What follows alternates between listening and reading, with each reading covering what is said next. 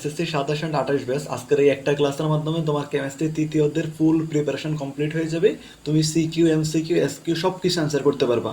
তো আজকের এই ক্লাসটা করার পূর্ব শর্ত হচ্ছে তোমার সামনে কেমিস্ট্রির বইয়ের তৃতীয় অধ্যায়টা খোলা থাকতে হবে, অ্যান্ড একটা হাইলাইটার বা হচ্ছে যে কোনো একটা পেন তুমি হাতের কাছে রাখবা। তো আসো আমরা ক্লাসটা শুরু করে দিই। আমাদের অধ্যায়টার নাম হচ্ছে পদার্থের গঠন। এখানে আসো, আমরা হচ্ছে জাস্ট ইম্পর্টেন্ট যে পার্টগুলো আছে আমরা শুধু ওগুলো দেখবো। আজে বাজে টপিক হচ্ছে আমরা স্কিপ করার ট্রাই করবো, ঠিক আছে? যেহেতু পরীক্ষার সময় এখন হচ্ছে আমরা সব কিছু না পড়ে যেগুলো পরীক্ষা আসবে জাস্ট ওইটুকু দেখে। ওকে, তো ফার্স্ট অফ অল আসো যে মৌলিক অ্যান্ড হচ্ছে যৌগিক পদার্থ। আচ্ছা, মৌলিক পদার্থ কি যদি আমি বলি, দেখো এখানে সংজ্ঞা দেওয়া আছে, এটা কিন্তু পরীক্ষা আসে। যে পদার্থকে ভাঙলে সেই পদার্থ ছাড়া অন্য কোনো পদার্থ পাওয়া যায় না, তাকে আমরা হচ্ছে মৌলিক পদার্থ বা মৌল বলে থাকি। যে তোমরা মৌল বলো না, এটাই কিন্তু মৌলিক পদার্থ। এক্সাম্পল যদি বলি যে নাইট্রোজেন, ফসফরাস, তুমি ফসফরাসকে যতই ভাঙো তুমি ফসফরাসই পাবা, এখানে কার্বন আসবে না। আবার তুমি অক্সিজেনকে যতই ভাঙো না কেন এখানে ক্যালসিয়াম পাবা না। এটাই হচ্ছে মেইন কথা। এখন এখান থেকে লাগবে কি, কয়ের জন্য এই লাইনটা লাগবে। আর এই পর্যন্ত 118টি মৌল আবিষ্কৃত হয়েছে, এই লাইনটা লাগবে। অ্যান্ড 98টি মৌল হচ্ছে প্রকৃতিতে পাওয়া যায়, তার মানে বাকি 20টা মৌল হচ্ছে কোথায়, কৃত্রিমভাবে ল্যাবরেটরিতে তৈরি করা হয়েছে। আর মানব শরীরে, মানুষের দেহে হচ্ছে 26টি ভিন্ন মৌল আছে। ওকে, তাইলে এই হচ্ছে টোটাল, এখান থেকে এইটুক পড়লে তোমার এনাফ মৌলিক পদার্থটাকে। এরপর আসে যৌগিক পদার্থ। এবার দেখো, আমরা জানছিলাম যে দেখো যে সকল পদার্থকে ভাঙলে দুই বা দুইয়ের অধিক মৌল পাওয়া যায় তাদেরকে আমরা বলি যৌগ বা হচ্ছে যৌগিক পদার্থ। যেমন মনে করো তুমি পানির যেটা আছে এটাকে যদি ভাঙো তাহলে তুমি হাইড্রোজেন অ্যান্ড হচ্ছে অক্সিজেন পাবা। এটার পরমাণু সংখ্যার অনুপাত কত, হাইড্রোজেন হচ্ছে 2 আর অক্সিজেন হচ্ছে 1, 2:1 অনুপাতে থাকে। দেখো এই যে সাধারণ তাপমাত্রায় হাইড্রোজেন অক্সিজেন গ্যাসীয়, কিন্তু এদের থেকে উৎপন্ন যৌগ পানি সাধারণ তাপমাত্রা তো আলাদা যায়, এটা আমাদের প্রয়োজন নাই, ঠিক আছে? জাস্ট আমাদের এখান থেকে এইটুক জানলে এনাফ। এরপর আসো পরমাণু অ্যান্ড হচ্ছে অণু। দেখো, পরমাণু হলো মৌলিক পদার্থের ক্ষুদ্রতম কণা, যার মধ্যে মৌলের গুণাগুণ বর্তমান থাকে। যেমন নাইট্রোজেনের পরমাণুতে নাইট্রোজেনের ধর্ম বিদ্যমান, আবার অক্সিজেনের পরমাণুতে অক্সিজেনের ধর্ম বিদ্যমান। ওকে, এটাকে বলা হয় কি, পরমাণু হলো মৌলিক পদার্থের ক্ষুদ্রতম কণা, যার মধ্যে যেটা যেই মৌলিক পদার্থটা হবে ওই পরমাণুর মানে তোমার বৈশিষ্ট্যটাই থাকবে এখানে। এরপরে আসো, দুই বা দুইয়ের অধিক সংখ্যক পরমাণু পরস্পরের সাথে রাসায়নিক বন্ধনের মাধ্যমে যুক্ত থাকলে তাকে আমরা বলি হচ্ছে অণু বলে থাকি। ওকে, এখানে দেখো যেমন অক্সিজেন, দুইটা অক্সিজেন পরস্পরের সাথে যুক্ত হয়ে কি হয়েছে, অণু হয়েছে। একটি কার্বন দুটি অক্সিজেনের সাথে যুক্ত হয়ে কার্বন ডাইঅক্সাইড অণু গঠন করা হয়েছে। ওকে, এবার আসো, অণু তো বললাম, অণু কিন্তু হচ্ছে দুই প্রকার, আবার একটা মৌলের অণু আর একটা হচ্ছে যৌগের অণু। দেখো একই মৌলের, যেমন কোনটা মৌলের অণু, এই যে খেয়াল করো, একই মৌলের একাধিক পরমাণু পরস্পরের সাথে যুক্ত হলে তাকে মৌলের অণু বলে। ওকে, যেমন ধরো অক্সিজেন, দেখো এখানে কিন্তু জাস্ট একই জিনিস দুইটা যুক্ত হয়েছে। ওকে, কিন্তু দেখো যদি ভিন্ন ভিন্ন মৌলের পরমাণু পরস্পর যুক্ত হলে তাদেরকে যৌগের অণু বলে, যেমন CO2 বা কার্বন ডাইঅক্সাইড। এখানে দেখো কার্বনেরও অণু আছে অ্যান্ড হচ্ছে অক্সিজেনেরও আছে, দুইটা মিক্স হয়ে গঠন করছে যৌগের অণু। ওকে, এরপর আসে মৌলের প্রতীক। মৌলের প্রতীক কি, কোনো মৌলের ইংরেজি বা ল্যাটিন নামের সংক্ষিপ্ত রূপকে প্রতীক বলে। ওকে, জাস্ট এগুলো কয়ের জন্য দেখে রাখতে পারো যদি বাই চান্স দিয়ে দেয় আর কি। আচ্ছা, দুইটা দেখো, আমাদের এখানে দুইটা জিনিস মৌলের প্রতীক লিখতে দুইটা নিয়ম অনুসরণ করা। একটা হচ্ছে প্রথমত মৌলের ইংরেজি নামের প্রথম অক্ষর দিয়ে প্রতীক লেখা হয়। যেমন হাইড্রোজেনকে লেখা হয় কি দিয়ে, এইচ দিয়ে, এই যে এইচ। কার্বনকে লেখা হয় সি দিয়ে, অক্সিজেনকে লেখা হয় ও দিয়ে। খুবই সিম্পল। এবারে দেখো, যদি দুই বা দুইয়ের অধিক মৌলের ইংরেজি নামের প্রথম অক্ষর একই হয়, যেমন দেখো আমাদের কার্বন, ওকে, তারপরে ক্লোরিন, এটাও তো সি, দুইটাই তো সি দিয়ে তৈরি হয়েছে। আচ্ছা, তাইলে আমরা কি করব তখন, তখন দেখো, তবে একটি মৌলকে নামের প্রথম অক্ষর হিসেবে দিয়ে প্রকাশ করা অন্যগুলোর ক্ষেত্রে প্রতীকটি দুই অক্ষরে লেখা হয়। যেমন দেখো সি দিয়ে কতগুলো আছে, আমাদের এখানে 6টা দেওয়া আছে। তাহলে কার্বন যেটা শুধুমাত্র অনলি কার্বন প্রথমে সি ছিল, এই জন্য আমরা কার্বন সি দিয়ে লিখলাম। এরপরে chlorine Cl, calcium Ca, cobalt CO, cadmium Cd, chromium Cr। ওকে, এই যেগুলো হচ্ছে নামের প্রথম অক্ষর রুলসটা। এরপর আসো, কিছু মৌলের প্রতীক তাদের ল্যাটিন নাম থেকে নেওয়া হয়েছে। এই যে চারটা, এই চারটা হচ্ছে তোমার জন্য খুবই খুবই এমসিকিউর জন্য গুরুত্বপূর্ণ। দেখো এখানে সোডিয়াম, যেটা সোডিয়ামের ল্যাটিন নাম কি, নাট্রিয়াম। এই যে এগুলো লাগবে, ল্যাটিন নামগুলো লাগবে। ইংরেজিগুলো পরীক্ষা আসে না, জাস্ট ল্যাটিনগুলো আসে, ঠিক আছে? দেখো কপার কিউপ্রাম, তারপরে পটাশিয়াম, ক্যালিয়াম, ক্যালিয়াম থেকে কি আসছে?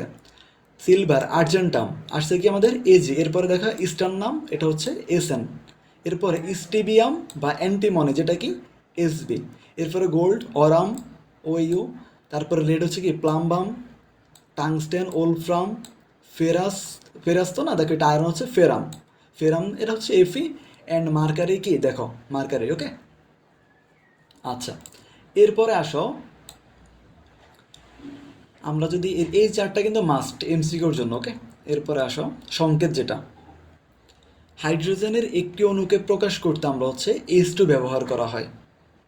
হাইড্রোজেন একটি অণুকে প্রকাশ করতে কি ব্যবহার করা হয়? জাস্ট H2, একটা অণু। ওকে, যার অর্থ হলো একটি হাইড্রোজেনের অণুতে দুটি হাইড্রোজেনের পরমাণু আছে। আবার পানির ক্ষেত্রে H2 ব্যবহার করা হয়। এর অর্থ হচ্ছে কি আমাদের দুইটা হাইড্রোজেন পরমাণু অ্যান্ড হচ্ছে একটা অক্সিজেন পরমাণু আছে এখানে। এই দেখো অনুসংকেত, নাইট্রোজেন এটা তো তোমরা জানো, অ্যামোনিয়াম। অ্যামোনিয়া যারা ক্লাস 9-এ আছো তোমরা হয়তো এগুলো জানো না, তোমাদের জন্য এই যে অ্যামোনিয়া। ওকে, এরপরে দেখো chlorine, CL. Sulphuric acid, sulphuric অ্যাসিডের সংকেত কি? H2SO4। এই যে এগুলার হচ্ছে আণবিক ভরগুলো শিখে নিবা, সামনে কাজে লাগবে তোমার তাইলে। এরপরে দেখো হাইড্রোক্লোরিক অ্যাসিড, যেটা হচ্ছে HCl। ওকে, এরপরে আসো পরমাণুর সাংগঠনিক কণা, খুবই খুবই গুরুত্বপূর্ণ এই পার্টটা। এটা তোমার যতদিন সায়েন্সে আছে তোমার কাজে লাগবে এটা। দেখো একমাত্র হাইড্রোজেন ছাড়া, এটা কিন্তু এক্সেপশন, দেখো একমাত্র এই লাইনটা গুরুত্বপূর্ণ, হাইড্রোজেন ছাড়া সকল পদার্থের পরমাণু তিনটা কণা দিয়ে তৈরি। হাইড্রোজেনে তোমার হচ্ছে তিনটা কণা কি? Electron, proton and neutron. But হাইড্রোজেনের ক্ষেত্রে হচ্ছে আমাদের নিউট্রনটা থাকে না। ওকে, তাহলে সেগুলো হচ্ছে কি ইলেকট্রন, তারপরে প্রোটন অ্যান্ড হচ্ছে নিউট্রন। এগুলাকে হচ্ছে কি পরমাণুর মৌলিক কণা বা সাংগঠনিক কণা বলা হয়। এর মধ্যে পরমাণুর কেন্দ্রে, এগুলো জানো তোমরা, পরমাণুর কেন্দ্রে বা নিউক্লিয়াসে প্রোটন ও নিউট্রন থাকে। ইলেকট্রন নিউক্লিয়াসকে কেন্দ্র করে ঘুরতে থাকে। আচ্ছা, এবার এখান থেকে ইলেকট্রনের যে পার্ট, এটা পুরো মুখস্থ রাখবা, কাজে লাগবে। যারা পারো পুরোটা মুখস্থ করে ফেলবে এখান থেকে। ইলেকট্রন হলো পরমাণুর একটি মৌলিক কণিকা, যার আধান বা চার্জ হচ্ছে কি নেগেটিভ বা ঋণাত্মক। এই আধানের পরিমাণ, ইলেকট্রনের আধানের পরিমাণ মাস্ট, এটা এই লাইনটা যে তোমার কত জায়গায় কাজে লাগবে বলার বাইরে, ঠিক আছে? -1.60 ইন্টু 10⁻−19 কুলম। কুলমকে অনেক সময় কি সি দ্বারা প্রকাশ করা হয়। আর ইলেকট্রনের প্রতীক ই। এরপরে লাগবে হচ্ছে দেখো একটি ইলেকট্রনের ভর হচ্ছে 9.11 ইন্টু 10⁻−28 গ্রাম। ওকে, এরপরে দেখো ইলেকট্রনের আপেক্ষিক আদান হচ্ছে কত? ইলেকট্রনের আপেক্ষিক আদান তোমার হচ্ছে -1 দ্বারা হয়, এবং এর ভর প্রোটন ও নিউট্রনের তুলনায় 1840 গুণ কম। তাই এর আপেক্ষিক ভরকে 0 ধরা হয়। আচ্ছা, ইলেকট্রনের আদান যেটা, এটা লাগবে। দেখো ইলেকট্রনের আদান হচ্ছে কত প্রকৃত? -1.60 10⁻−19 কুলম। আর আপেক্ষিক আদান কত? -1। অ্যান্ড হচ্ছে ইলেকট্রনের একটি পরমাণুর ভর কত হচ্ছে তোমার? একটি ইলেকট্রনের ভর 9.11 10⁻−28 গ্রাম। আর যদি কেজিতে নাও তাহলে এখানে আসবে 31 কেজি আসবে। আচ্ছা, এইটুকু, এর বাইরে লাগবে না। ওকে, এরপর আসবে প্রোটন। প্রোটন আর ইলেকট্রন সেম বাট বিপরীত। এই যে ইলেকট্রন ছিল কি, এবার পার্থক্য মনে রাখবে, ইলেকট্রন ছিল নেগেটিভ, এটা পজিটিভ। আদানের পরিমাণ ইলেকট্রনের ছিল কত? -1.60 ইন্টু 10⁻−19 কুলম, বাট এখানে হচ্ছে +1.60 ইন্টু 10⁻−19 কুলম। এর প্রতীক হচ্ছে পি। একটি প্রোটনের ভর হচ্ছে 1.67 ইন্টু 10⁻−24 গ্রাম। আর প্রোটনের আপেক্ষিক আদান কত?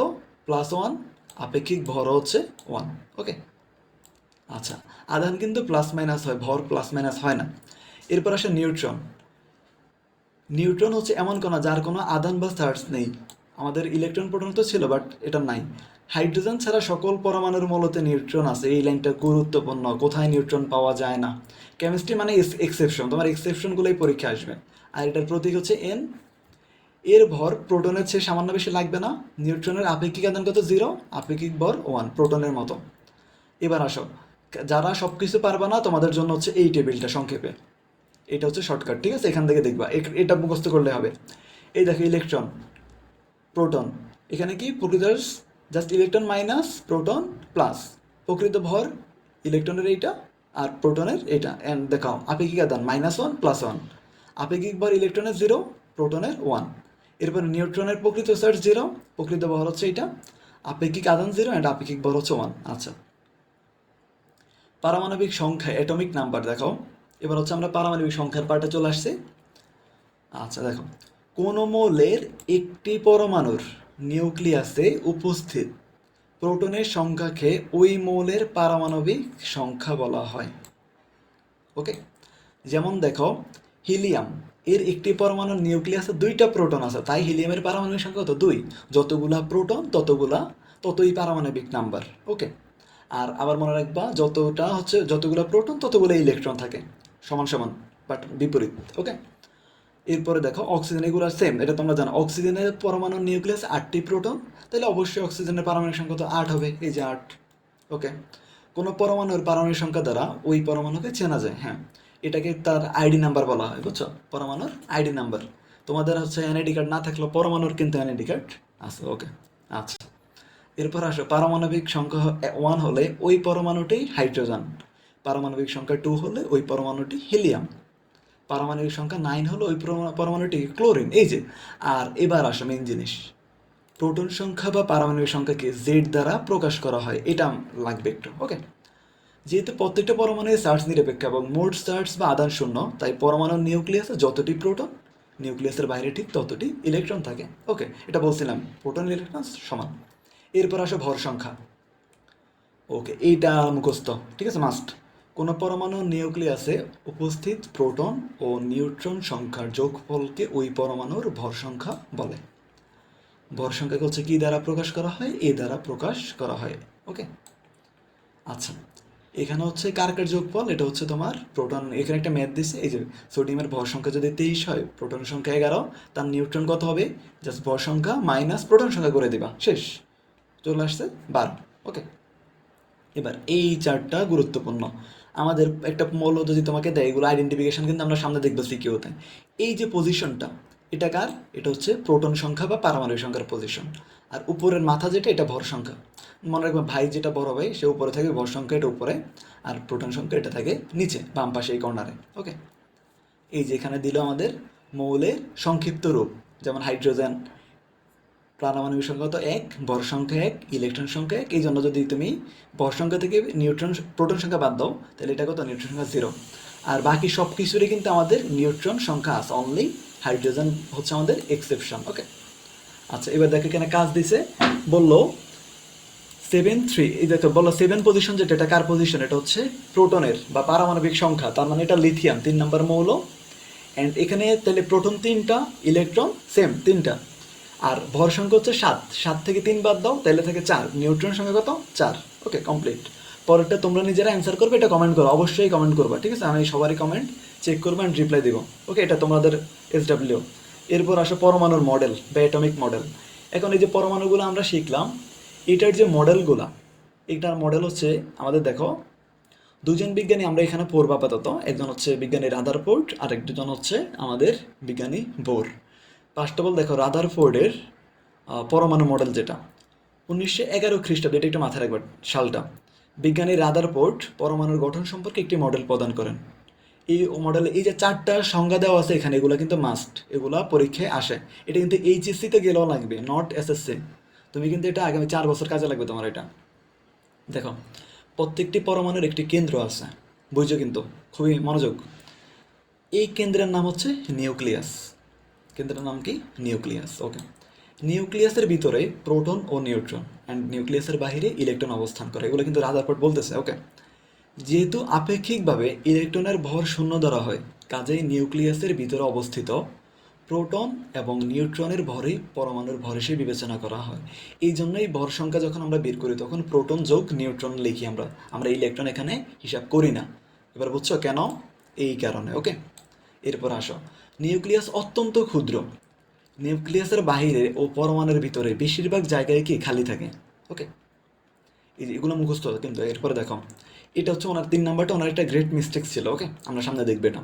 সৌরজগতে সূর্যকে কেন্দ্র করে, এই দেখো মনে করো এটা সূর্য, যেমন আমাদের গ্রহগুলা ঘুরে, এই কেন্দ্র করে বিভিন্ন কক্ষপথে যেমন গ্রহগুলো ঘুরে, তেমনি নিউক্লিয়াসকে কেন্দ্র করে বিভিন্ন কক্ষপথে ইলেকট্রনগুলো ঘুরছে। কোনো পরমাণু নিউক্লিয়াসে যে কয়টি প্রোটন থাকে, নিউক্লিয়াসের বাহিরে ঠিক সেই কয়টি ইলেকট্রন থাকে।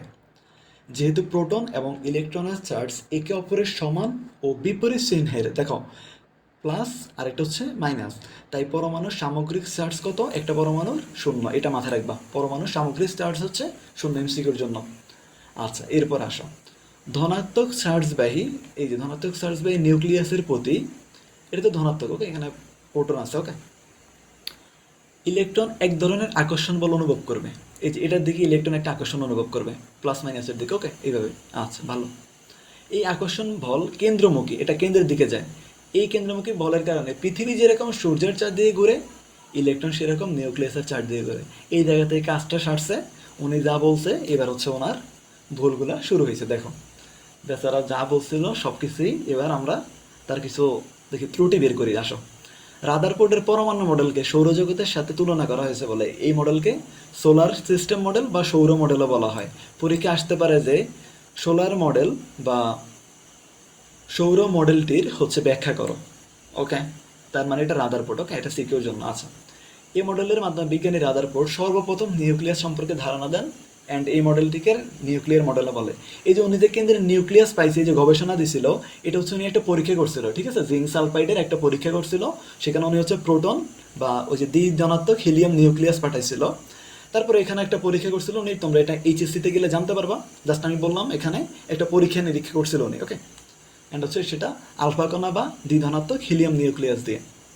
আচ্ছা, এরপর আসো রাদারফোর্ডের পরমাণু মডেলের সীমাবদ্ধতা। এবার আসো সীমাবদ্ধতা, এইটা মাস্ট, এই যে সিকিউর জন্য এগুলো, ওকে।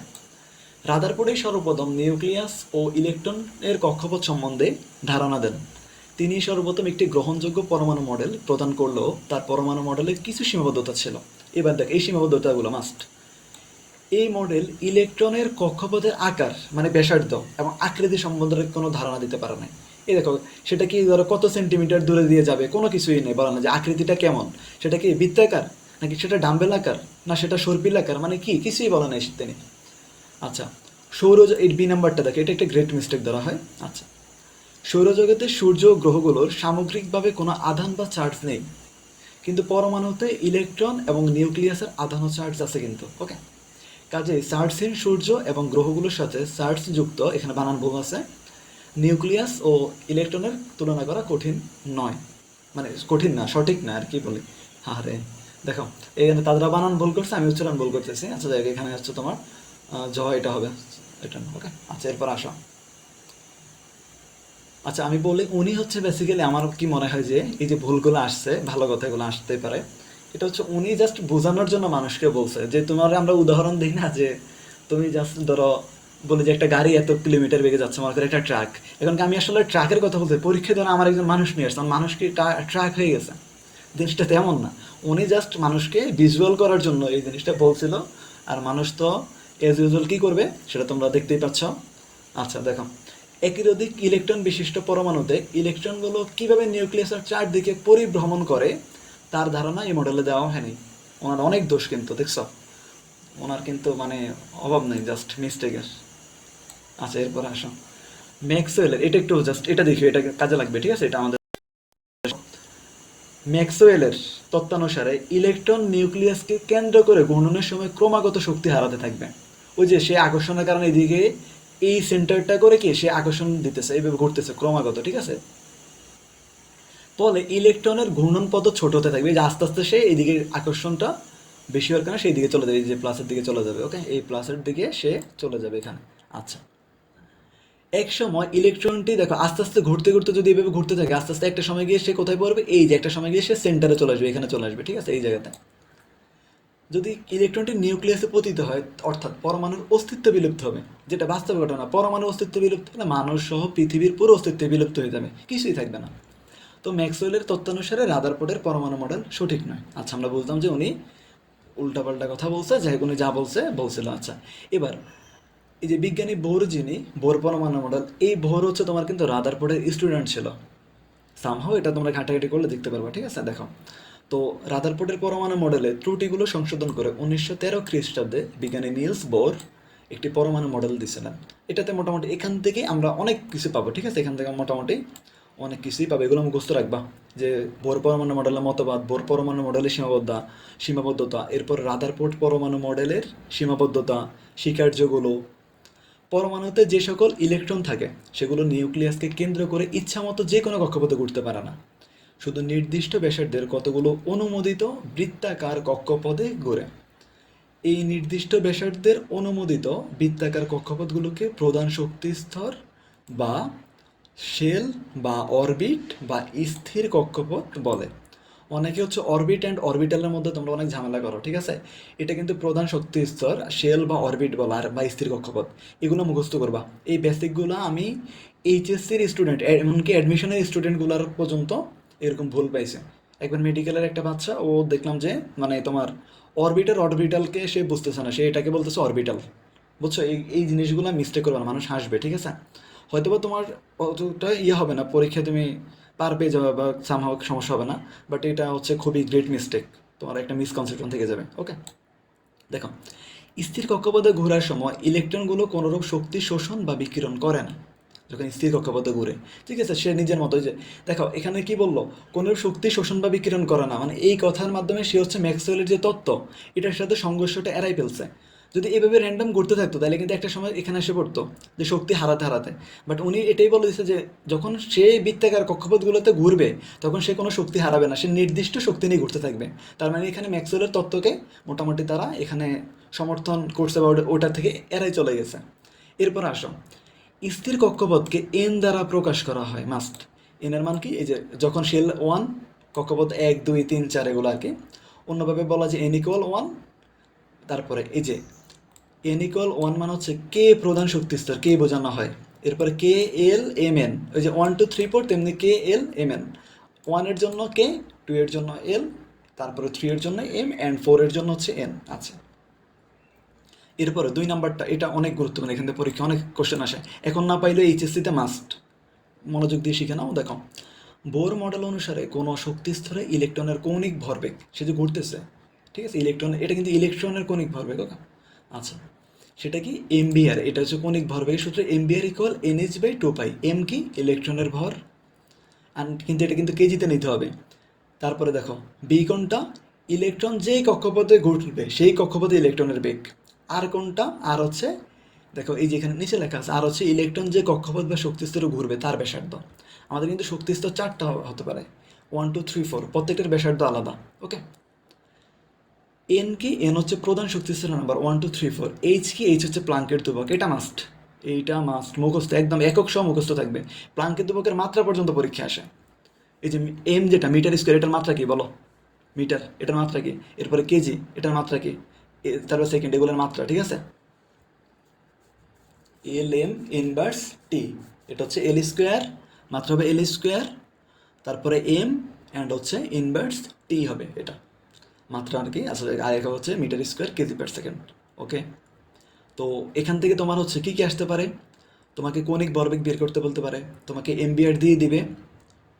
এইচ তো তুমি জানবা মুখস্থ, 2π এর মানও তুমি জানো, জাস্ট এখান থেকে এন এর মান বের করতে বলতে পারে। আবার আর এর মান তোমাকে ধরো এমবি দিয়ে দিছে, এমবি দিল, এন দিল, বললো যে আর এর মান বের করো। এখানে তোমার এমবি আর হচ্ছে এন, এই চারটাকে চেঞ্জ করতে পারে, যে কোনো তিনটার মান দিয়ে দেবে, তোমাকে আরেকটা বের করতে বলবে। এরকম কোশ্চেন আসলে অবাক হওয়ার কিছুই নেই। পরীক্ষা কিন্তু এইভাবে তোমার শিখতে হবে, ঠিক আছে? একটা সূত্র থেকে তুমি কতভাবে ম্যাথ আসতে পারে একটা সূত্র দিয়ে, তারপর 2 3টে সূত্র কানেক্ট করে কীভাবে আরেকটা আমরা সিকিউ সলভ করতে পারি, তোমার হচ্ছে এগুলো দেখতে হবে বারবার। এরপর আসো, এখানে যে শক্তি স্তরের এন এর মান কম সেই শক্তি স্তর হচ্ছে কি? নিম্ন শক্তি স্তর। যেমন n=1, এটা নিম্ন শক্তি স্তর, n=2 সেটা আরেকটু পাওয়ারফুল কিছুটা। এরপর এখানে দেখো, এখানে আমরা একটা জিনিস দেখতে পারতেছি যে যখন 2 নাম্বার থেকে ইলেকট্রন 1 নাম্বার শেলে আসতেছে তখন কি শক্তি নির্গত হচ্ছে, মানে তার পাওয়ার বেশি ছিল। সে এখন মনে করো যে একদম, মনে করো একটা এরিয়া ছিল, ধরো 1 কিলোমিটার একটা এরিয়া সে কন্ট্রোল করতো, এখন সে যখন 100 মিটার এরিয়া কন্ট্রোল করবে তার মানে তার পাওয়ার কিছু ছেড়ে দিয়ে সে মোটামুটি এইটুক নিয়ে সে থাকবে। ওকে, তার পাওয়ার কিছু ছেড়ে দিবে সে। আবার ধরো এখানে যে সে হচ্ছে আগে করতে 100 মিটার এরিয়া কন্ট্রোল, এখন সে হচ্ছে 1000 মিটার বা 1 কিলোমিটার এরিয়া কন্ট্রোল করতে যাচ্ছে, তার মানে তার কিছু শক্তি লাগবে, শক্তি শোষিত হচ্ছে, যে শক্তি নিয়ে তারপরে সেখানে আসতে হবে। ওকে, এটাই তার কেন্দ্র হচ্ছে ধনাত্মক চার্জযুক্ত নিউক্লিয়াস, আর এগুলো শক্তি স্তর। এই হচ্ছে মোটামুটি এই দুইটা ইমেজের ব্যাখ্যা। এবার আসো, কোনো প্রধান শক্তি স্তরে ঘূর্ণনের সময় ইলেকট্রন কোনো শক্তি শোষণ বা বিকিরণ করে না, তবে ইলেকট্রন যখন নিম্ন শক্তি স্তর থেকে উচ্চ শক্তি স্তরে যায় তখন শক্তি শোষণ করে। এই যে এটাই বলছিলাম এখানে, এমনিতে ঘুরতেছে, 2 নম্বরে ঘুরতেছে, সারাদিন ঘুরুক, সারা বছর ঘুরুক, তার কোনো সমস্যা নাই, কিচ্ছু হবে না। কিন্তু 2 থেকে 1-এ আসলে শক্তি ছেড়ে দিবে, আবার 1 থেকে 2 থেকে যাইতে হলে তার শক্তি লাগবে, শক্তি নিয়ে তারপরে যাবে, এখানে এটাই বলছে। ওকে, এগুলো দেখবা। আচ্ছা, এই শোষিত বা বিকিরিত শক্তির পরিমাণ, যদিও তোমাদের এইটা দিয়ে পরীক্ষায় ম্যাথ আসে না, তারপরেও দেখে রাখো, কারণ এখানে না আসলে এইচএসসিতে লাগবে। এখানে দেখো এইচ নিউ, এটাকে কিন্তু নিউ বলা হয়, এটা ভি দিও না আবার। সি হচ্ছে আলোর বেগ, এখানে যে সি আলোর বেগ, এটা মুখস্থ, আলোর বেগ কত, পরীক্ষা আসতে পারে, এমসিকিউ তো খুবই গুরুত্বপূর্ণ এগুলো। 3 × 10⁸ মিটার পার সেকেন্ড। ওকে, আলোর বেগের মাত্রা, ওই যে ধরো একটু ঘুরাই দিলে বেগের মাত্রা আছে। এরপর আসো মিউ, যেটা নিউ, এটা হচ্ছে শোষিত বা বিকৃত শক্তির কম্পাঙ্ক। তোমরা তো এফ দ্বারা প্রায় শিখতা, ওই যে ফিজিক্সে এফ, আর এখানে হচ্ছে নিউ দ্বারা বলা হয় এটাকে। আর কম্পাঙ্কের একক কি, সেকেন্ড ইনভার্স ওয়ান বা হার্টস। ল্যামডা হচ্ছে শোষিত বা বিকিরিত শক্তির তরঙ্গ দৈর্ঘ্য। ল্যামডার একক কি, অবশ্যই মিটারে বসাতে হবে তোমার এখানে। ধরো তোমাকে ন্যানোমিটারে দিবে, তোমাকে সেন্টিমিটারে দেবে, তুমি কিন্তু এগুলো একক মাস্ট। সূত্রগুলোতে একটা একক যদি তুমি মানে কনভার্সনে ভুল করো, তোমার পুরো ম্যাথ শেষ। ওকে, আচ্ছা, বুঝছো আশা করি। এরপর আসো, ইলেকট্রন উচ্চ শক্তি স্তর থেকে নিম্ন শক্তি স্তরে যাবার সময় যে আলো বিকিরণ করে তাকে প্রিজমের মধ্য দিয়ে পাস করালে পারমাণবিক বর্ণালী বা অ্যাটমিক স্পেকট্রা সৃষ্টি হয়। এটা নিয়ে ডিটেলস তোমার হচ্ছে এইচএসসিতে আছে, এবং ওটা হচ্ছে তোমার কি গুণগত রসায়নে পাবা, ডিটেলস পড়া আছে এটা নিয়ে। এই যে শক্তি স্তরগুলো, আর এখান থেকে পরীক্ষা অনেক আসে, অ্যাডমিশন টেস্টটা। ওকে, আর তোমরা যদি এটা দেখতে চাও, তোমাদের ফিজিক্স বইয়ের উপর একটা ইমেজ দেখবা যে প্রিজমের মধ্য দিয়ে একটা আলো গেছে, এক বর্ণীয় আলো, সেখান থেকে অনেকগুলো 7 রঙের আলো বের হয়েছে। ওটা তোমার ফিজিক্স বইয়ের শুরুতে আছে, পেজে। আচ্ছা, এরপরে দেখো বোর পরমাণু মডেলের সাফল্য। এবার হচ্ছে না সাফল্য দেখবো। ওই যে রাদারফোর্ড পরমাণু মডেল অনুসারে সৌরজগতে সূর্যকে কেন্দ্র করে গ্রহগুলো যেমন ঘুরছে, পরমাণুতে ইলেকট্রনগুলো তেমন কি নিউক্লিয়াসকে কেন্দ্র করে ঘুরছে। এখানে ইলেকট্রনের শক্তিস্তর আকার সম্পর্কে কোনো কথা বলা হয়নি, কিন্তু বোরের পারমাণবিক মডেলে পরমাণু শক্তিস্তরের আকার বৃত্তাকার বলা হয়েছে। ওকে, ওই যে বিজ্ঞানী রাদারফোর্ড, উনি বলছিলেন যে পরমাণুর কোনো আকার টাকার বলা নেই, বাট উনি বলে দিচ্ছে। ওকে, এরপর আসো রাদারফোর্ড পরমাণু মডেলে পরমাণু শক্তি বা শোষণ বা বিকিরণ করলে পরমাণুর গঠনে কী ধরনের পরিবর্তন ঘটে সে কথা বলা হয়নি, কিন্তু উনি এখানে বলছে যে যদি শক্তি সে শোষণ করে তাহলে সে 1 থেকে 2-এ যাবে, বা যে কোনো নিচ থেকে মানে নিম্ন শক্তি স্তর থেকে উপর শক্তি স্তরে যাবে। আর যদি সে শক্তি বিকিরণ করে তাহলে 2 থেকে 1-এ যাবে, মানে কম, বেশি থেকে কমে যাবে। ওকে, এই যে এটাই, যদি শক্তি বিকিরণ করে তাহলে উচ্চ থেকে নিম্নের দিকে যাবে। আচ্ছা, রাদারফোর্ড পরমাণু মডেল অনুসারে কোনো মৌলের পারমাণবিক বর্ণালী ব্যাখ্যা করা যায় না, কিন্তু বোরের পরমাণু মডেল অনুসারে 1 ইলেকট্রন বিশিষ্ট পরমাণু হাইড্রোজেনের পারমাণবিক বর্ণালী ব্যাখ্যা করা যায়। মানে এখানে জাস্ট 1 ইলেকট্রন বিশিষ্ট হতে হবে। যেমন এখানে এটা নিয়ে, এগুলা নিয়ে অনেক, এই যে এই কোশ্চেনগুলো না, এই টপিকগুলো তো নিয়ে তোমার হচ্ছে এইচএসসিতে ডিটেলস পড়া আছে, অ্যান্ড হচ্ছে বিভিন্ন ইউনিভার্সিটিতে, এমনকি ঢাকা ইউনিভার্সিটিতে প্রচুর কোশ্চেন আসে এই বর্ণালী নিয়ে। ওকে, জাস্ট এখন আমরা জাস্ট এগুলো দরকার নেই, তোমরা মাত্র বইটা পাইছো, জাস্ট দেখো। ওকে, বোরের পরমাণু মডেলের সীমাবদ্ধতা দেখো, ওনারও কিন্তু সীমাবদ্ধতা ছিল। বোর মডেলের সাহায্যে 1 ইলেকট্রন বিশিষ্ট, দেখো একটা ইলেকট্রন বিশিষ্ট বলছে, কিন্তু ব্যাখ্যা করা যায় সত্যি, কিন্তু একাধিক ইলেকট্রন বিশিষ্ট পরমাণুর পারমাণবিক বর্ণালী ব্যাখ্যা করা যায়। এর জন্য আরও অনেক মানে তোমার থিওরি আছে, এগুলো আমরা এখন তোমাদের লাগবে না, তোমরা বড় হলে এগুলো জানবা। বোরের পারমাণবিক মডেল অনুসারে এক শক্তি স্তর থেকে ইলেকট্রন অন্য শক্তি স্তরে গমন করলে পারমাণবিক বর্ণালীতে একটি মাত্র রেখা পাবার কথা, কিন্তু শক্তিশালী যন্ত্র দিয়ে পরীক্ষা করলে দেখা যায় প্রতিটি রেখা অনেকগুলো ক্ষুদ্র ক্ষুদ্র রেখার সমষ্টি। ঠিক আছে, প্রতিটি রেখা কেন অনেকগুলো ক্ষুদ্র ক্ষুদ্র রেখার সমষ্টি তা বোর পরমাণু অনুসারে ব্যাখ্যা করা যায় না। ওকে, এরপর আসো, বোরের পরমাণু মডেল অনুসারে পরমাণুতে শুধু বৃত্তাকার কক্ষপথ বিদ্যমান, কিন্তু পরে প্রমাণিত হয়েছে পরমাণুতে ইলেকট্রন শুধু বৃত্তাকার কক্ষপথে উপবৃত্তাকার কক্ষপথে ঘুরে। এই যে এখান থেকে হচ্ছে আমাদের আরেকটা কনসেপ্ট শুরু হবে। ওকে, আচ্ছা, এবার আসো পরমাণু শক্তি ইলেকট্রন বিন্যাস মাস্ট, এইটার যে তোমার মানে এইটা নিয়ে তোমার ধরো জাস্ট যখন পর্যন্ত তুমি কেমিস্ট্রি যদি পড়ো কখনো, এখন থেকে শুরু করে অনার্স পর্যন্ত যদি কেমিস্ট্রির কোনো কোর্স পাও, মানে এইচএসসি তো থাকবেই, অনার্সে গেলেও যদি কোনো কোর্স থাকে তাহলে ইলেকট্রন বিন্যাস মাস্ট। অ্যাডমিশন টেস্ট দিবা, যেখানেই যাবা, যে ইউনিভার্সিটিতে যাবা, কেমিস্ট্রি আছে, বুঝছো তো? ইলেকট্রন বিন্যাস তোমার সব জায়গায় লাগবে, খুবই মনোযোগ দিয়ে শিখবা। অ্যাটলিস্ট 30টা তোমার হচ্ছে 9-এ থাকা অবস্থায় 30টা মৌলের ইলেকট্রন বিন্যাস খুব সুন্দর মতো বুঝে বুঝে সলভ করে যাবা। ওকে, যাতে মুখস্থ একদম থাকে। দেখো, বোরের পর মডেলে যে শক্তিস্তরের কথা বলা হয়েছে তাকে প্রধান শক্তিস্তর বলা হয়। প্রতিটি প্রধান শক্তি স্তরে সর্বোচ্চ ইলেকট্রন ধারণ ক্ষমতা কত? এই যে প্রধান শক্তি স্তরের সর্বোচ্চ ইলেকট্রন ধারণ ক্ষমতা হচ্ছে 2n²। এখানে এন এর মান কত দেখো, একটা শক্তি স্তর কয়টি ইলেকট্রন ধারণ করতে পারবে। যেমন আমাদের শক্তি স্তর কোনগুলো, প্রধান শক্তি স্তর, যেমন হচ্ছে তোমার কি বলে, আচ্ছা এটা একটু, প্রধান শক্তি স্তর তোমার হচ্ছে এন ইকুয়াল যদি ওয়ান, যেটা ওই যে আমরা দেখছিলাম যে প্রথম যে ধরো এরকম যে একটা ঘুরে, আর এখানে তো হচ্ছে না, এখানে আই হোপ হবে না, কারণ আমার এখানে মনে হয় ফাংশন এগুলো নাই। শেপ কি আছে, এই যে ভেরি গুড পাইছি। দেখো এই মনে করো যে একটা নিলাম, আরে বাবা সরো, এই মনে করো যে আমি তো এটাকে নিচে সরাতে পারতেছি না, এ ভাই,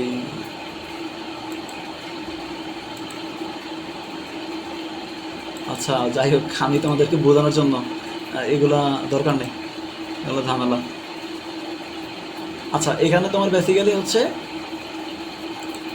ওই যে যে শক্তি স্তরগুলো ছিল আমাদের, ঠিক আছে, মনে করো এটা প্রথম শক্তি স্তর, এটা দ্বিতীয় শক্তি স্তর, তাহলে এটার জন্য এন এর মান এক, তাহলে আমরা এখানে হচ্ছে কি নিব, যেহেতু টু এন স্কোয়ার আছে, তাহলে আমরা এখানে হচ্ছে কি করব, জাস্ট মনে করো যে এন এর মান আমরা হচ্ছে ওয়ান বসাবো।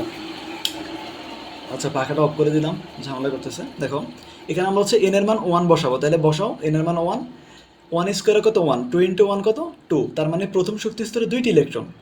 এই যে দাঁড়াও আমি এখানে না বলে এখানে ম্যাথ দেওয়া আছে, কে শক্তি স্তরের জন্য এন ইকুয়াল ওয়ান, অতএব কে শক্তি স্তরে সর্বোচ্চ ইলেকট্রন থাকতে পারে এই যে two N square, two into one square মানে কত দুইটি মাস্ট। এল শক্তি স্তর এন ইকুয়াল টু, তার মানে এখানে কত থাকবে, two into two square, two স্কোয়ারে four, four into two eight, আটটি। এম শক্তি স্তরের জন্য এন ইকুয়াল থ্রি, অতএব এম শক্তি স্তরের সর্বোচ্চ ইলেকট্রন ধারণ ক্ষমতা টু এন স্কোয়ার, তোমরা সূত্র জানি, two into three square, three square nine, two into nine 18টি, এরপরে ফোর, ফোর স্কোয়ারে সিক্সটিন, ইন্টু টু 32।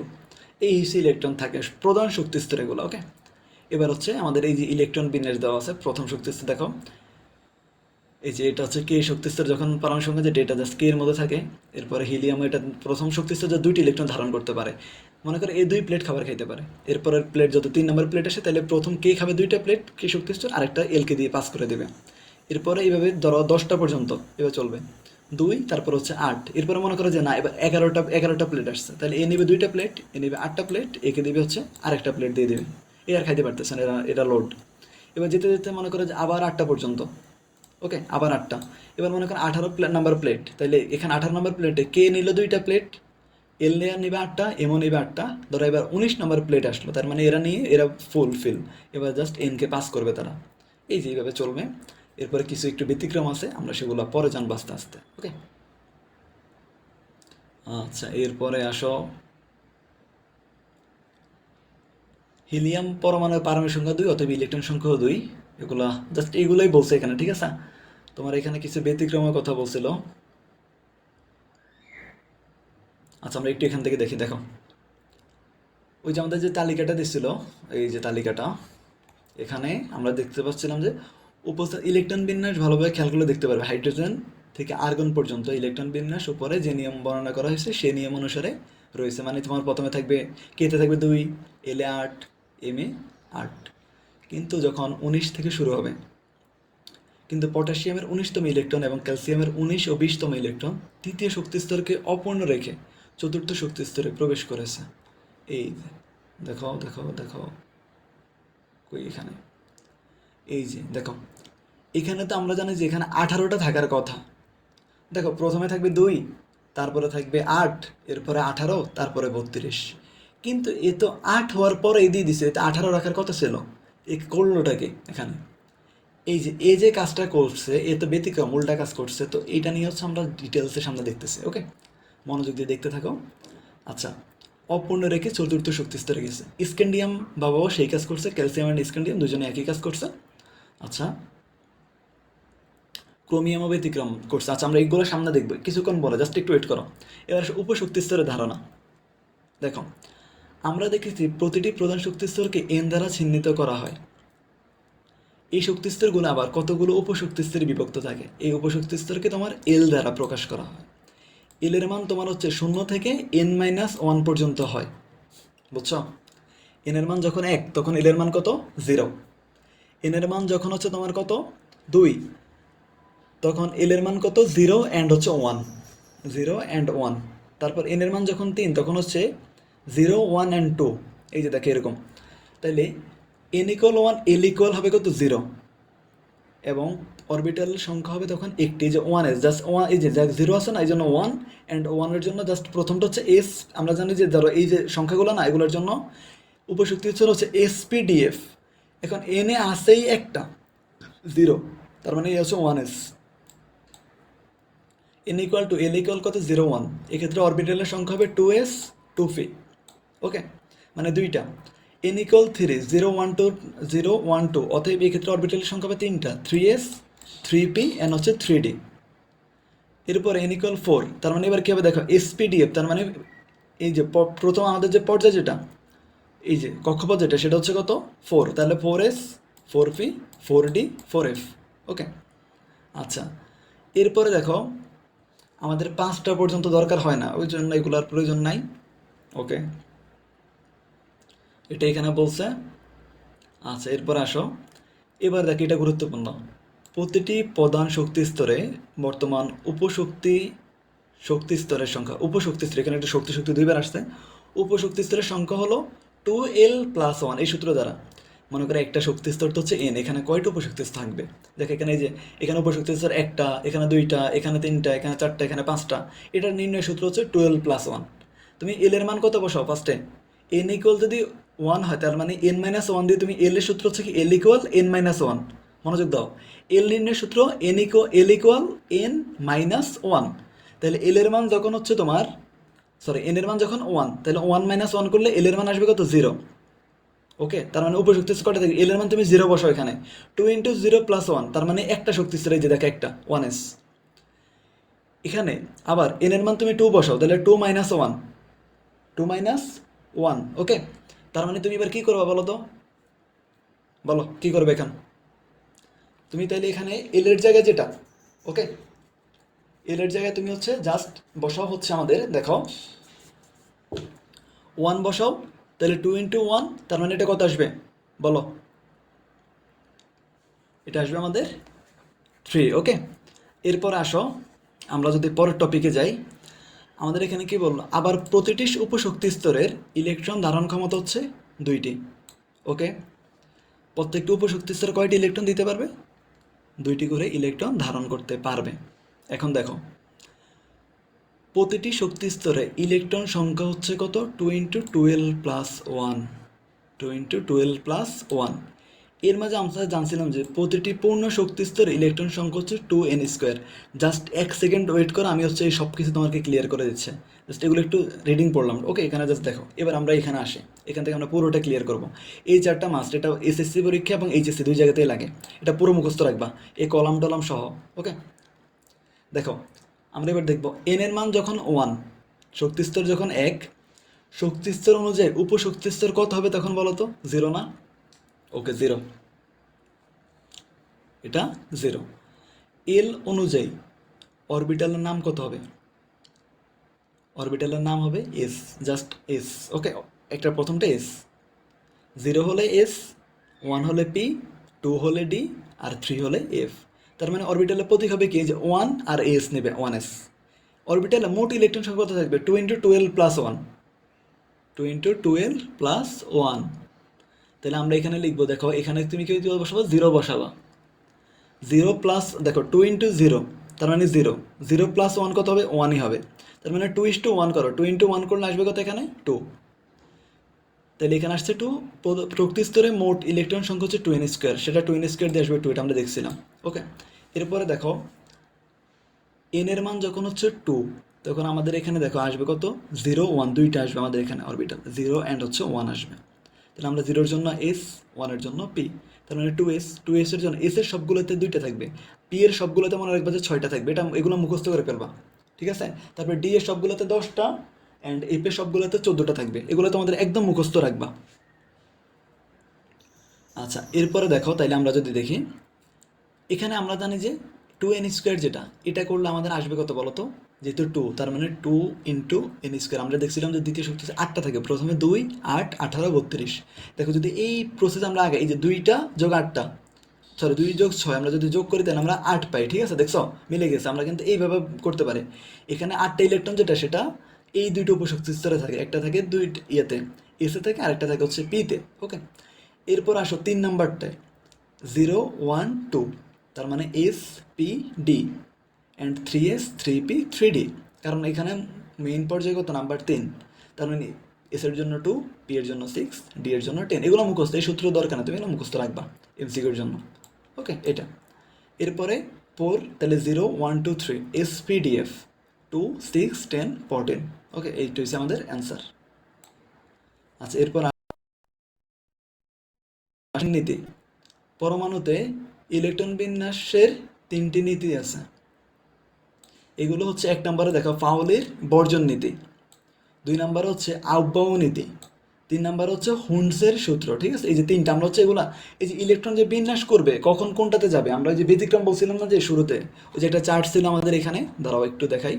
এই যে চার্টের যে ব্যতিক্রমগুলো হইলো, এগুলো আমরা হচ্ছে এখন শিখবো। দেখো, পরমাণুতে হচ্ছে ইলেকট্রন প্রথমে সর্বনিম্ন শক্তির অরবিটালে প্রবেশ করে এবং পরে ক্রমান্বয়ে উচ্চ শক্তির অরবিটালে প্রবেশ করে। বুঝছো, এটা কিন্তু মাস্ট, এটাকে আহ্বান নীতি বলা হয়, এটা আমরা দেখতেছি এখন। ওকে, তার মানে প্রথমে নিম্ন শক্তি কম যার দুর্বলের কাছে যাবে, পরে হচ্ছে যার শক্তি বেশি তার কাছে যাবে। অর্থাৎ যে অরবিটালে শক্তি কম সেই অরবিটালে ইলেকট্রন আগে প্রবেশ করবে, এবং যে অরবিটালে শক্তি বেশি সেই অরবিটালে ইলেকট্রন পরে প্রবেশ করবে। অরবিটালের মধ্যে কোনটির শক্তি কম কোনটির বেশি, তো অরবিটাল দুটির প্রধান শক্তি স্তরের মান এন এবং হচ্ছে উপশক্তি স্তরের মান এল এর যোগফলের উপর নির্ভর করে। তুমি জাস্ট কী করবে, দেখো এই যে সূত্র হচ্ছে এন প্লাস এল, এটার উপর অরবিটালের শক্তি ডিপেন্ড করে। বুঝছো, দেখা কীভাবে এটা আমি বলি। ধরো আমি লিখলাম যে 3s, এই যে ধরো বা আচ্ছা 3sই নিলাম, তাহলে এখানে এন এর মান 3, এস এর মান কত 0। এই যে এস এর মান কিন্তু 0, পি এর মান 1, ডি এর মান 2, এফ এর মান 3। আর এস ইলেকট্রন রাখতে পারে 2টা, পি রাখে 6টা, ডি রাখে 10টা, এফ রাখে 14টা ইলেকট্রন। এই মান আর ইলেকট্রন সংখ্যাটা মুখস্থ করে ফেলবা, তাহলে তোমার জন্য অনেক সুবিধা হবে। আচ্ছা, আমি একটি এক্সাম্পল দিয়ে বলি। দেখো, তোমাকে যদি বলে যে 3p আর হচ্ছে 4s, আচ্ছা 3p আর হচ্ছে ধরো আমরা আমরা 3d আর 4s নিই। ওকে, 3d আর 4s। এখন 3d যেটা, তাহলে 3 হচ্ছে 3, আর d এর জন্য আসবে 2, 3 আর 2 যোগ করলে 5, তার মানে এই শক্তি স্তরে পাওয়ার হচ্ছে 5, মনে রাখবা। এবার আসো 4s, 4 আর s এর মান কত 0, তার মানে কত হয়ে গেল, কত হলো বলো 4। তার মানে ইলেকট্রন আগে কোথায় যাবে, ইলেকট্রন আগে 3d-তে যাবে। বুঝছো, ইলেকট্রন আগে 3d-তে যাবে, 4s-এ পরে যাবেন, তাই নাকি? মনোযোগ দাও, আমি কি বললাম, এখানে কিন্তু কনফিউশন হয়, আমি চাচ্ছি ক্লিয়ার হয়ে যাও। ডি এর মান হচ্ছে 2, আর 3 এখানে তো 3 আছে, তার মানে যোগ করলে হবে 5। আর 4s এর জন্য আসবে কত আমাদের, 0 যোগ 4, তাহলে কত হবে এখানে 4। এখন শক্তি কার কম, 4s এর কম, তাহলে ইলেকট্রন 4s আগে প্রবেশ করবে, 3d-তে না। যদিও 3d 3 আগে আসে, বাট 4s ইলেকট্রন আগে প্রবেশ করবে। ওইগুলোই ব্যতিক্রম ছিল আমাদের ওখানে। বুঝছো, এই জন্য আগে 4s ইলেকট্রন প্রবেশ করছিল। আচ্ছা, এটাই গেল। আরেকটা এক্সাম্পল, আরেকটা কেস কী হতে পারে, দেখো মনোযোগ দাও। আবার আমি নিলাম যে, মনে করো 3p নিছি, বুঝছো, 3p নিলাম আর 4s নিলাম। এবার 3p আর 4s, এখন বুঝছো 3p যে ডেটার মান কত বলো, 3 যোগ 1, পি এর মান তো 1, তার মানে কত 4, 4s আমরা আগে দেখছি 4। এবার তো দুইটা সেম সেম হয়ে গেছে, তাহলে ইলেকট্রন এবার কার কাছে যাবে, কার শক্তি কম, এবার আমরা কীভাবে বুঝবো। এবার হচ্ছে তুমি দেখবা যে কার পর্যায়টা ছোট, মানে এখানে দেখবা যে এই যে 3 এবং 4, তুমি পর্যায় নাম্বার নেবে, এন এর মান দেখবা, যার এন এর মান কম সে নিম্ন শক্তি স্তর, আর যার এন এর মান বেশি সে উচ্চ শক্তি স্তর। তাহলে কি বললাম, first of all N plus L এর মান দেখবো, যেটা কম আসবে সেখানে ইলেকট্রন আগে যাবে, যেটা বেশি আসবে সেখানে ইলেকট্রন পরে যাবে। এখন এন প্লাস এল এর মান যদি সমান হয়ে যায়, তখন আমরা কি করব, জাস্ট আমরা যেটাতে এন এর মান কম থাকবে আমরা সেইটাতে বলবো যে সেটাকে সর্বনিম্ন শক্তির অরবিটাল। ওকে, এখানে তোমার এই জিনিসটা এখানে বুঝাইছে, দেখো 3D নিচা, এন এর মান 3, এল এর মান 2, তাহলে এন প্লাস এল করলে 5, 4s নিচে দেখো যোগ করলে কত হয় 4 আসছে।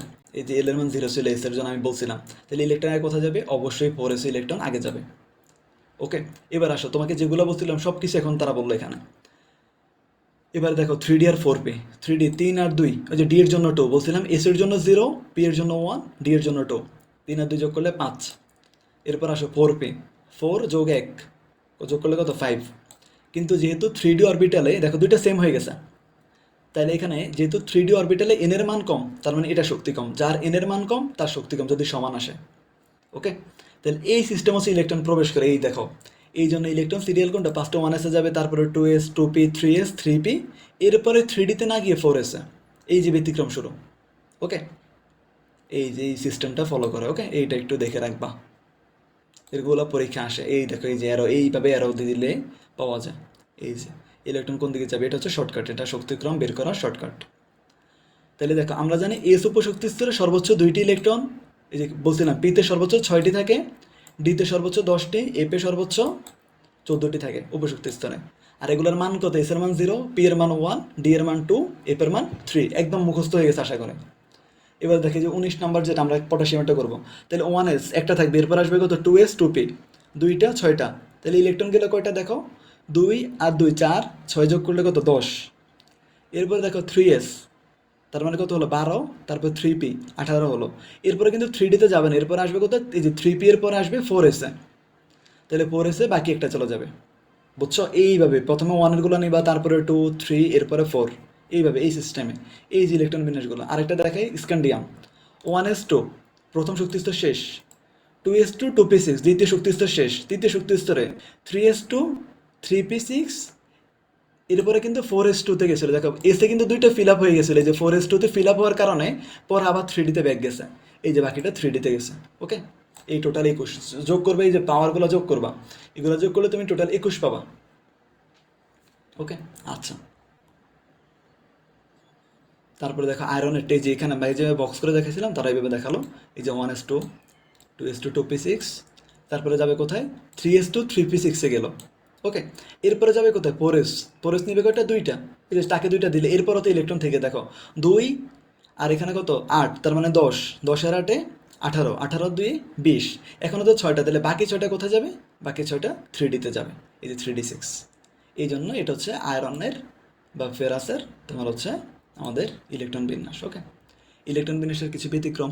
এবার দেখো, আমরা তো বলছিলাম যে এইভাবে যাবে, তবে মনে রাখবে আরেকটা জিনিস, এখানে একটু দেখি। দেখো, সাধারণভাবে দেখা যায় যে একই উপশক্তি স্তর পি ও ডি এর অরবিটালগুলো অর্ধেক পূর্ণ, এই যে যেমন অর্ধেক পূর্ণ মানে কি, থাকতে পারে 6 কিন্তু আছে কত, 3, অর্ধেক। 10 থাকার কথা, আছে 5, অর্ধেক। বা সম্পূর্ণরূপে পূর্ণ হলে সেই ইলেকট্রন বিন্যাস সুস্থিত হয়। আর ইলেকট্রন বিন্যাস যে করে আমরা প্রত্যেকটা পরমাণুর টার্গেট কি, সেটা সুস্থিত বা স্থির হতে চায়। ওকে, তাইলে এখানে আসবে কত, দেখো, হলে সেই ইলেকট্রন বিন্যাস সুস্থিত হয়। তাই ক্রোমিয়ামের ইলেকট্রন বিন্যাস স্বাভাবিক হওয়ার কথা।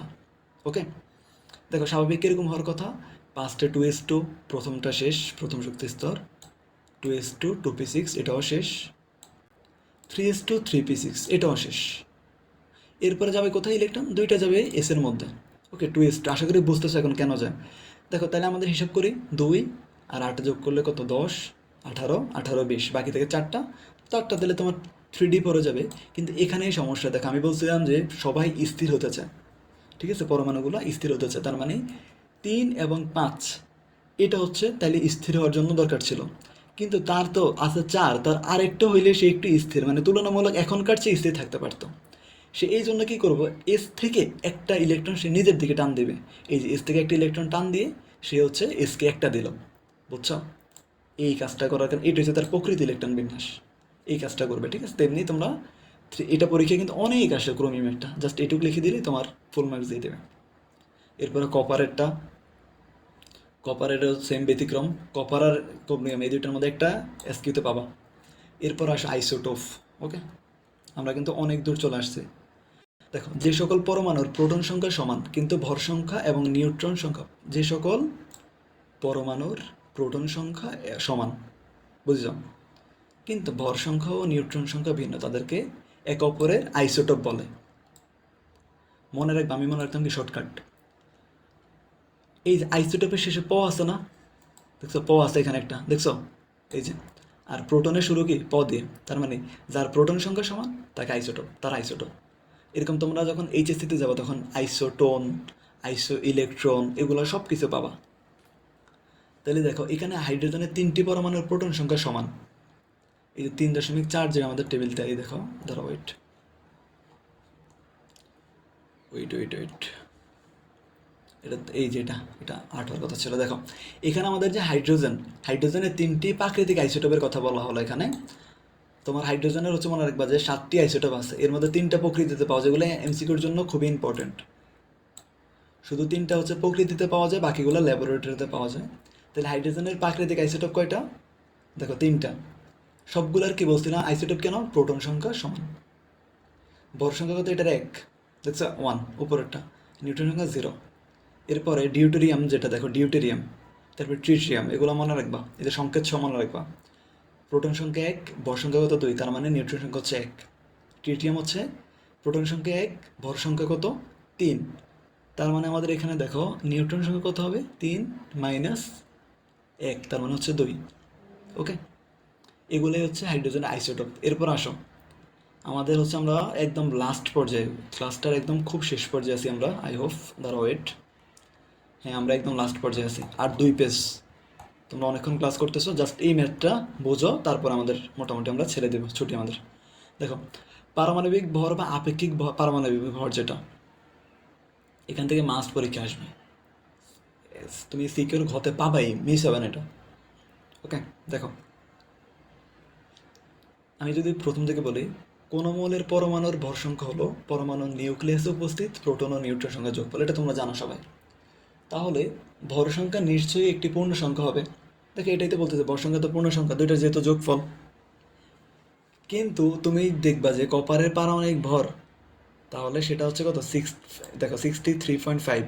আর ক্লোরিনের কত? সেটা হচ্ছে 35.5।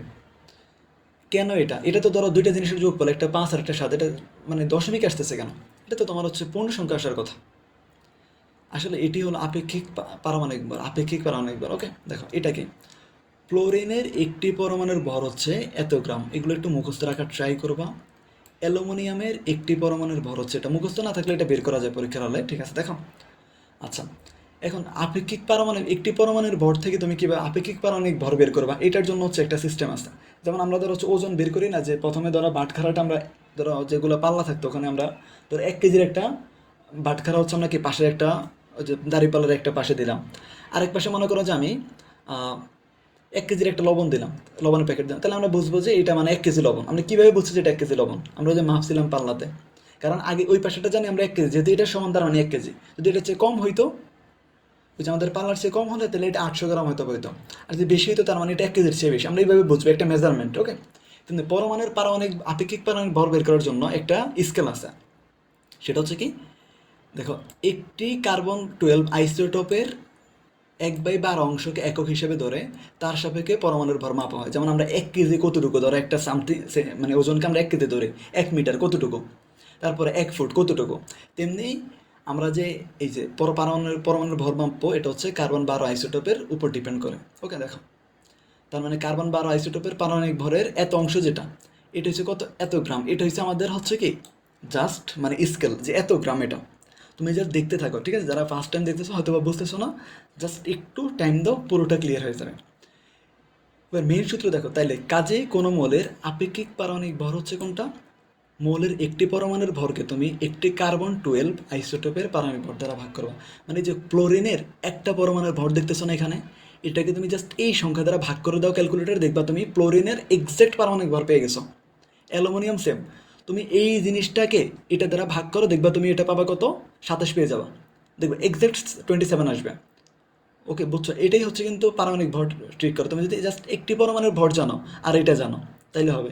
আবার যদি তুমি ধরো পরীক্ষা তোমাকে বলে যে কার্বনের একটি পরমাণুর ভর বের করো, তাহলে তুমি কি করবা? তুমি তো কার্বনের আপেক্ষিক পারমাণবিক ভর জানো যে 12, তাহলে 12কে তুমি এত দ্বারা গুণ করলেই তোমার এটা চলে আসবে, মৌলের একটি পরমাণুর ভর চলে আসবে। এখান থেকে তুমি এটা মুখস্থ নিচেরটা, হয় তোমাকে এটা জানতে চাইবে, নয়তো এটা জানতে চাইবে। বুঝছো এই জিনিসটা কি আসলে সূত্রটা? এবার আসো, এই যে একটা কাজ দেখো, কি বল, আমরা একটা ম্যাথ করতেছি এখন। অ্যালুমিনিয়ামের একটি পরমাণুর ভর হচ্ছে এত গ্রাম। ওকে, আর কার্বন-12 আইসোটোপের একটি পরমাণুর ভর হচ্ছে, আমরা জানি যে আমাদের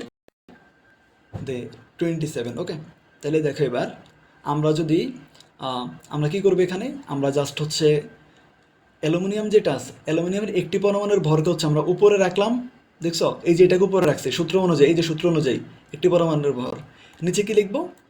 কার্বন-12 আইসোটোপের একটি পরমাণুর ভর, এটা দিবা 27। এটাই ম্যাথ, এটাই জাস্ট ম্যাথ এখান থেকে। বুঝছো যে কীভাবে বের করতে হবে? আচ্ছা, এরপর আসো আমরা এবার হচ্ছে অন্য আরেকটা দেখি। দেখো এখানে বললো আইসোটোপের শতকরা হার থেকে মৌলের গড় আপেক্ষিক ভর নির্ণয়। মনে করো একটা মৌলের আইসোটোপ আছে, 3টা আইসোটোপ পাইছো, সেখান থেকে তুমি কিভাবে গড় আপেক্ষিক ভর বের করবা? এটা প্রকৃতিতে বেশিরভাগ মৌলেরই একাধিক আইসোটোপ থাকে, তাই সে যে মৌলের একাধিক আইসোটোপ আছে সেই মৌলের সকল আইসোটোপের প্রকৃতিতে প্রাপ্ত শতকরা হার থেকে মৌলের গড় আপেক্ষিক ভর এর মান বের করতে নিচের ধাপগুলো আছে। দেখো কি ধাপ নাম্বার 1 হচ্ছে প্রথমে কোনো মৌলের প্রত্যেকটি আইসোটোপের ভর সংখ্যা এবং প্রকৃতিতে প্রাপ্ত আইসোটোপের শতকরা পরিমাণ গুণ দিতে হয়। বুঝছো? আমি বলি প্লাসটা কি করবা? আচ্ছা, কিছু করা লাগবে না, তুমি ফার্স্ট অফ অল এটা দেখো। তারপর আসার ধাপ দিতে তুমি কি করে প্রাপ্ত গুণফলগুলোকে যোগ করবা, এরপর প্রাপ্ত যোগফলকে 100 দ্বারা ভাগ করবা। কিছুই বোঝো নাই, সমস্যা নেই। দেখো মনে করো একটা মৌল এ, এর 2টা আইসোটোপ আছে, একটা হচ্ছে পি আর প্রকৃতিতে প্রাপ্ত শতকরা পরিমাণ হচ্ছে এম, মনে রেখো। আর একটা আইসোটোপ হচ্ছে কিউ, মানে আইসোটোপের ভর সংখ্যা কিউ, আর এখানে হচ্ছে আইসোটোপের শতকরা পরিমাণ এন। তাহলে তুমি কি করবা? আমরা বলছিলাম যে আইসোটোপের ভর সংখ্যা যে পি কে তুমি হচ্ছে শতকরা পরিমাণ মানে এম দ্বারা গুণ করবে, যে পি ইন্টু এম। এই দেখো সূত্র হচ্ছে এটা, গড় আপেক্ষিক পারমাণবিক ভর বের করার জন্য P into M plus Q into N. এই যে পরের লাইনে বলছিল না যে দুইটাকে তুমি এই যে ভর সংখ্যা ইন্টু প্রাপ্ত শতকরা পরিমাণকে গুণ করে সবগুলোকে যোগ করবা। 3 নম্বরে বলছে 100 দ্বারা ভাগ করতে, এই যে এই কাজ করবা। শেষ, এটাই তোমার ম্যাথ। বুঝছো? খুবই সহজ জিনিস। প্রকৃতিতে ক্লোরিনের 2টি আইসোটোপ আছে, একটা হচ্ছে ক্লোরিন এটা আর একটা হচ্ছে ক্লোরিন এটা। ওকে, অ্যান্ড দেখো এখানে বললো যে ক্লোরিন 35-এর শতকরা পরিমাণ 75% আর এটা 25%। তাহলে আমরা কি করবো? দেখো জাস্ট আমরা এই যে এটার ভর সংখ্যা দ্বারা এটা শতকরা পরিমাণকে গুণ করব, করলাম গুণ, মাঝখানে প্লাস, এটার শতকরা পরিমাণকে আমরা এইটার যে ভর সংখ্যা আছে এটা দ্বারা গুণ করবে, যে গুণ করলাম, তারপরে দুইটাকে যোগ করছি, ভাগ করবে 100 দ্বারা, 35.5, অ্যান্সার চলে আসছে। বুঝছো? খুবই ইজি ছিল। যারা বুঝো নাই জাস্ট আরেকবার ভিডিওটা এখান থেকে রিক্যাপ করবা, বুঝে যাবে। ওকে, এবার আসো উল্টা, মৌলের গড় আপেক্ষিক ভর নির্ণয়ের প্রয়োগ। দেখো আগের বার তোমাকে হচ্ছে তোমাকে এই দেখো কি বলছিল, যে পার্সেন্ট দিচ্ছিল আর হয়েছে তোমাকে ভর সংখ্যা দিচ্ছিল, বলছে পারমাণবিক ভর বের করার জন্য। এবার হয়েছে তোমাকে পারমাণবিক ভর দিবে অ্যান্ড হচ্ছে দেখো ভর সংখ্যা দিয়ে দিবে, আর তুমি কত পার্সেন্ট আছে এটা বের করবা। এই যে একটা ম্যাথ করি তাহলে ক্লিয়ার হয়ে যাবে। প্রকৃতিতে কপারের 2টি আইসোটোপ এত এবং এত, কপারের গড় আপেক্ষিক পারমাণবিক আপেক্ষিক ভর হচ্ছে 63.5। এবার এটা হচ্ছে ম্যাথ, তোমাকে জাস্ট 2টা আইসোটোপের শতকরা হার বের করবা। তুমি কি ধরে নিবা? প্রথমটাকে ধরে নিবা শতকরা পরিমাণ হচ্ছে X%, তুমি জানো না, অজানা একটা রাশি। তাহলে টোটাল পার্সেন্ট মানে তো শতকরা 100, তাহলে বাকিটা কত হবে? 100 মাইনাস এক্স। এটা যদি X% হয় তাহলে বাকিটা হবে 100 মাইনাস এক্স। খুবই সিম্পল। তাহলে আমরা কি করবো এবার? ওই যে আমাদের আগের সূত্র, আমরা জানি যে এই যে পার্সেন্টকে আমরা কী দ্বারা গুণ করবো? ভর সংখ্যা দ্বারা গুণ করবো, তার মানে X into 63 plus 100 minus X into 65 divided by 100 দ্বারা আমরা ভাগ করলে আমরা কি পাবো? মানে এইটা পাইতাম আর কি। ওকে, এবার দেখো এখান থেকে তুমি জাস্ট ক্রস আর গুণ করো, হিসাব করো, দেখবা তুমি হচ্ছে এক্স এর মান পাবা 75%। মানে এটা জাস্ট ম্যাথটা কমপ্লিট করলে পেয়ে যাবে। এদিকে গুণ করবা, তারপর তুমি হচ্ছে এক্স দ্বারা এটাকে গুণ করবা, প্লাস দিয়ে 100 ইন্টু 65 মাইনাস 65 ইন্টু এক্স। এটা তোমাকে যদি করে দিতে পারলে ভালো হতো। রাইট, আচ্ছা আচ্ছা, একটু জাস্ট আমি একটা লাইন একটু করে দিই তোমাদেরকে। আচ্ছা দেখো পরের লাইনটা কী করবা তুমি? এখানে আসবে তোমার হলো 63x, এক্স কই গেল, এক্স প্লাস ওখানে আসবে কত? দেখো এই যে 65 ইন্টু 100, পরে প্লাস ছিল, এরপর হবে 65 ইন্টু 100। এই যে আমরা এটা লিখলাম। এরপর আসো মাইনাস, তারপরে কি মাইনাস, তারপরে দেখো কত হবে? এই যে এক্স ইন্টু 65, আমরা কী করছি? 65 দ্বারা একবার 100 গুণ করবো, তারপরে মাঝখানে মাইনাস ছিল এই জন্য এবার 65 ইন্টু এক্স, তাহলে 65x ইকুয়াল কত আসবে বলো? ইকুয়াল আসবে তোমার এই যে 100টা আর গুণ করে দাও ওইদিকে, বা দুই পাশে তুমি 100 দ্বারা গুণ করলে হবে, তাহলে এটা আসবে 6350। হ্যাঁ, এটা তো আমার বড় হয়ে গেছে অনেক।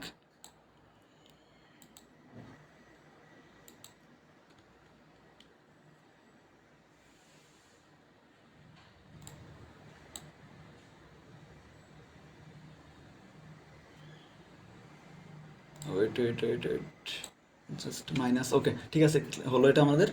এরপরে আসো এখান থেকে আমরা যদি পরে এন্টার দিয়ে নিচে আসি, তাহলে এরপরে তুমি কি করবা দেখো, এখানে আসবে আমাদের কিরকম, তুমি এক্সের গুলো আগে এক পাশে হিসাব করো, 63x থেকে 65x বাদ দাও, থাকবে কত, -2x ইকুয়াল, -2x ইকুয়াল কত আসবে আমাদের, এই 6500কে তুমি ওই পাশে ট্রান্সফার করো, তাহলে 6350 মাইনাস এটা হবে, তার মানে থাকবে এখানে মাইনাসের 150। এবার দুই পাশ থেকে মাইনাস কাটাবা, এই যে -2 দ্বারা তুমি ওই পাশে ভাগ করো, তাহলে তুমি পরের লাইনে গিয়ে কী পাবা, এক্স ইকুয়াল 75 পাবা, এই যে এখান থেকে এক্সের মান 75 আসবে। জাস্ট আমি এখানে লিখে রাখলাম, তোমরা যারা বোঝো না তোমাদের জন্য, ওকে, এই পাশে দিয়ে দিলাম, যাই হোক বুঝছো। তাহলে দেখো এখানে এক্সের একটা মান, যেটা আমাদের এক্সের একটা মান আসছে আমাদের 75%, তাহলে বাকিটা 100 মাইনাস এক্স, তাহলে কত হবে 25%। ওকে, আই হোপ বুঝছো। আচ্ছা, এখানে তোমার এই যে আপেক্ষিক পারমাণবিক থেকে পারমাণবিক ভর নির্ণয়, এগুলো বললো আমাদের, এগুলো দরকার নাই। দেখো জাস্ট এগুলো হচ্ছে তোমার কি, এই যে সালফিউরিক অ্যাসিডের ভর নির্ণয় বলছে, কীভাবে করবা তুমি দেখো, একটা অণুর ভর সালফার, যেটা সালফিউরিক অ্যাসিড, তুমি কি করবা এখানে ভর বের করার জন্য, এইচ যেটা আছে এটাকে তুমি হচ্ছে 2:1 করবা, 2কে 1 দ্বারা গুণ করবা, 2কে 1 দ্বারা গুণ করলে আসবে কত, এটা 2। তারপরে দেখো এখানে যদি একটু করে দিই, ওকে ওয়েট,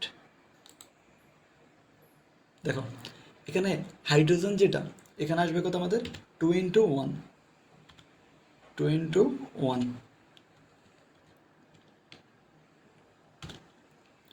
2:1 করলে, তারপরে এই দেখো তো হাইড্রোজেন যেটা আছে H2, আমরা 2:1 করলে এটা হচ্ছে সালফিউরিক অ্যাসিড বের করতেছে, প্লাস সালফারে কত জানি আমরা 32 পারমাণবিক ভর, প্লাস অক্সিজেন কত, একটা হচ্ছে 16, তার মানে আমাদের এখানে 16 × 4, 16 × 4 ইকুয়াল কত আসবে, হিসাব করে দেখবে, এটা আসবে 98 আসবে। তার মানে এই যে নিচে করে দিচ্ছিল, এই যে এখানেই করে দিচ্ছিল, ওকে, এই যে এখানে এটা কীভাবে বের করতে হয়, এগুলো উদাহরণ দেখলে বুঝবা কীভাবে বের করতে হবে, একটা অণু দিবে, অণুর ভর কীভাবে বের করতে হয়, ওকে। আচ্ছা, এরপরে আসো তেজস্ক্রিয় আইসোটোপ ও তাদের ব্যবহার, ওকে। এখান থেকে আমাদের কিছুই লাগবে না, দেখো এখানে তুমি দেখবা জাস্ট চিকিৎসা ক্ষেত্রে, ওকে, এটা পরীক্ষাগুলো আসে, তো তুমি জাস্ট এখান থেকে খেয়াল রাখবা, চিকিৎসা ক্ষেত্রে এক হচ্ছে রোগ নির্ণয়, তারপরে রোগ নিরাময়, অ্যান্ড হচ্ছে রোগ নির্ণয় কীভাবে, ইঞ্জেকশনের মাধ্যমে হচ্ছে তোমার আইসোটোপ টেকনিশিয়াম এত কি সঠিক প্রবেশ করানো হয়। আচ্ছা আচ্ছা ওয়েট, তেজস্ক্রিয় আইসোটোপ টেকনিশিয়াম 99-এর লাইফ টাইম হচ্ছে 6 ঘন্টা। ভাই যেগুলো মার করতেছে এগুলো মুখস্থ করে নেবে, এটা আশা করি বুঝবা, ঠিক আছে, এখানে সমস্যা হবে না। আর এখান থেকে তোমার হচ্ছে গামা রশ্মি বের হয়, ঠিক আছে, তেজস্ক্রিয় আইসোটোপ থেকে গামা রশ্মি নির্গত হবে এখানে। আচ্ছা, জাস্ট এইটুকু দেখবা। তারপরে রোগ নিরাময়, থাইরয়েড ক্যান্সার নিরাময় হচ্ছে তোমার এই যে আইসোটোপ এত ব্যবহার করা হয়, তেজস্ক্রিয় আইসোটোপ সমৃদ্ধ দ্রবণ পান করানো হয়। তারপরে টিউমারের উপস্থিতি নির্ণয়ে এবং নিরাময়ে তেজস্ক্রিয় আইসোটোপ কোবাল্ট-60 ব্যবহার করা হয়। রক্তের লিউকিমিয়া রোগের চিকিৎসা হচ্ছে এই যে ফসফেট ব্যবহার করা হয়, ওকে। তারপরে কোবাল্ট এত নির্গত গামারসি ক্যান্সারের কোষকলাকে ধ্বংস করে। তো তুমি হচ্ছে এই যেগুলো দেখবা, যেগুলো মার্ক করলাম কৃষিক্ষেত্রে, এগুলো তোমরা রিডিং দিবা, এখানে দরকার নাই তেমন কিছু। তারপরে বিদ্যুৎ উৎপাদনে এখানেও জাস্ট এগুলো রিডিং দিয়ে আমরা পরবর্তী অধ্যায়ে জানবো।